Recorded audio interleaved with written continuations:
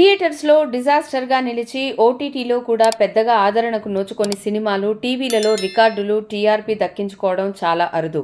అలాంటి అరుదైన ఘనతనే సాధించింది ఆదికేశవ మూవీ. వైష్ణవ్ తేజ్, శ్రీలీల జంటగా శ్రీకాంత్ ఎన్ రెడ్డి దర్శకత్వంలో తెరకెక్కిన యాక్షన్ ఎంటర్టైనర్ ఆదికేశవ. సితారా ఎంటర్టైన్మెంట్స్ నిర్మించిన ఈ సినిమా గతేడాది నవంబర్ 24న థియేటర్లలో విడుదలై ఘోర పరాజయం పాలైంది.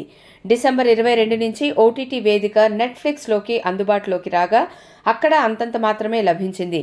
అలాంటివి ఇటీవల టీవీలో ప్రసారం కాగా రికార్డు స్థాయిలో ఏకంగా 10.47 టీఆర్పీతో సత్తా చాటింది.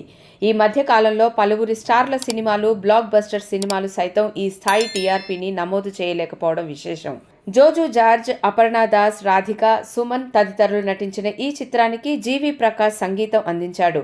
సినిమాటోగ్రాఫర్గా డడ్లీ, ఎడిటర్గా నవీన్ నూలి వ్యవహరించారు.